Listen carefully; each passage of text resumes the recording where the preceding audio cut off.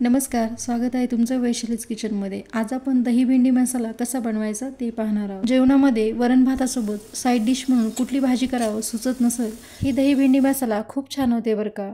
किंवा मग मुलांच्या डब्यासाठी पण झटपट बनवून देऊ शकता। ही भातासोबत किंवा पोळीसोबत पण भाजी छान लागते। रेसिपी खूप साध्या सोप्या पद्धतीने शेअर केलेली आहे। यामध्ये भेंडी चिकट होऊ नये यासाठी पण काही खास टिप्स दिलेल्या आहे। व्हिडिओ आवडल्यास व्हिडिओला लाईक करा, चॅनलला सबस्क्राइब करा। चला तर मग ही दही भेंडी मसाला कसा बनवायचा ते पाहू।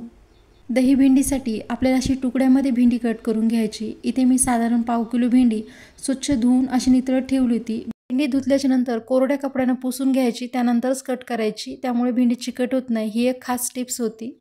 भेंडी निवडताना भेंडीच्या समोरचा टोक जो असतो तो तोडून पाहायचा हाताने। पटकन तुटला की समजायचं भेंडी चांगली कोवळी आणि फ्रेश आहे। किंवा मग हाताने दाबून पाहायचं, आतमध्ये दबली तर भेंडी ताजी आणि फ्रेश आहे। अशीच भेंडी आपल्याला इथे वापरायची। मोठ्या साईजमध्ये भेंडी असेल तर त्याचे 3 तुकडे करायचे, मीडियम साईजचे 2 करायचे आणि बारीक असेल तर देठ आणि टोक कट करायचा। भेंडी आपल्याला खूप जास्त बारीक किंवा खूप मोठाली ठेवायची नाही, मध्यम अशी भेंडी कट करून घ्यायची। सेम पद्धतीने मी भेंडी संपूर्ण कट करून घेते आणि कट केलेली भेंडी थोड्या वेळासाठी साईडला ठेवते।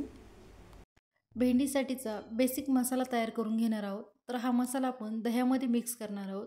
यामध्ये 1 चमचा लाल तिखट तुमच्या आवडीप्रमाणे कमी जास्त करू शकता, 1 चमचा गरम मसाला, अर्धा चमचा आमचूर पावडर जर नसेल घालायचं तर यामध्ये तुम्ही चाट मसाला वापरू शकता, अर्धा चमचा जिरा पावडर।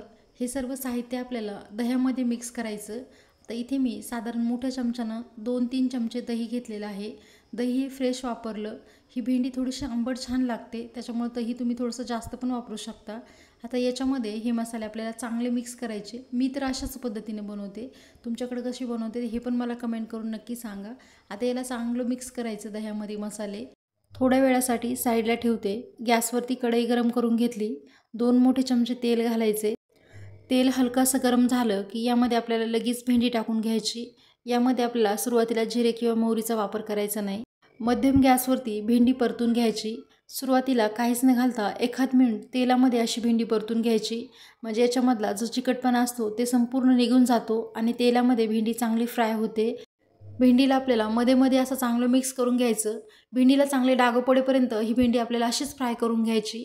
आता 1-2 मिनिटं चांगलं परतून घेतल्याच्या नंतर याच्यामध्ये मीठ घालायचे। मीठ घातल्याच्या नंतर पण भेंडी आपल्याला 1-2 मिनिटं आणखी चांगली परतून घ्यायची, म्हणजे याच्यावरती चांगले डाग पडतील।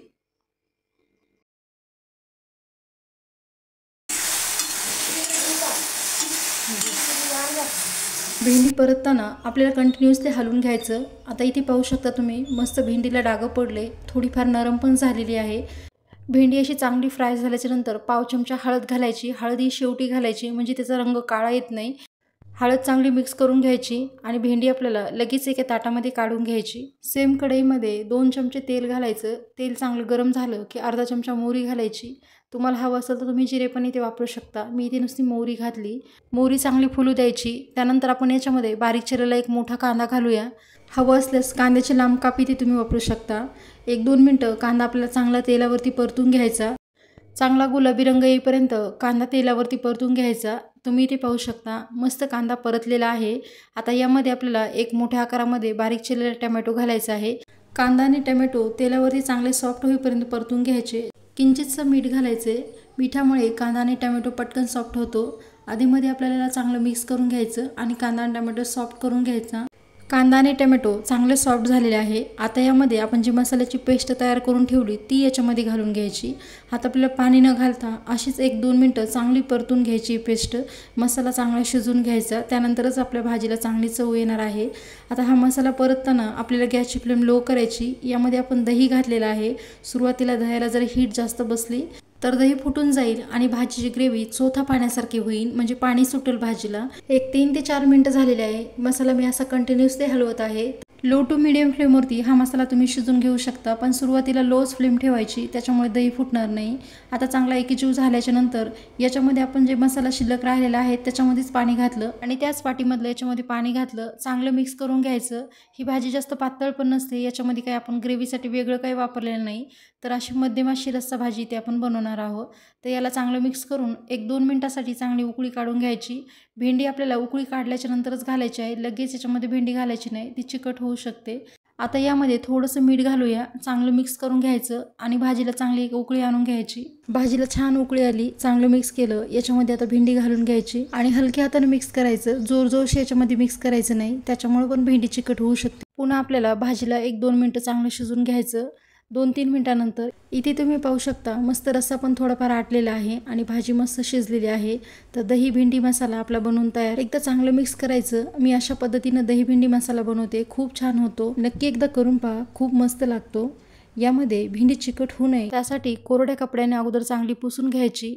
भेंडीला अजिबात ओलसरपणा राहू द्यायचा नाही, त्याच्यामुळे पण भेंडी चिकट होऊ शकते। किंवा मग आपण ज्यावेळेस भेंडी फ्राय करून घेतो ग्रेव्हीमध्ये घालताना ती अलगद घालायची, खूप जास्त मिक्स करत बसायचं नाही, त्यामुळे पण भेंडी चिकट होऊ शकते। मस्त चटपटीत आणि चमचमीत झालेली आहे ही भेंडी। तुम्ही भातासोबत नक्की एकदा ट्राय करून बघा। खूप सोप्या पद्धतीमध्ये मी रेसिपी शेअर केलेली आहे। व्हिडिओ आवडल्यास व्हिडिओला लाईक करा, चॅनलला सबस्क्राईब करा। भेटूया पुन्हा अशाच एका नवीन रेसिपीसोबत, तोपर्यंत धन्यवाद।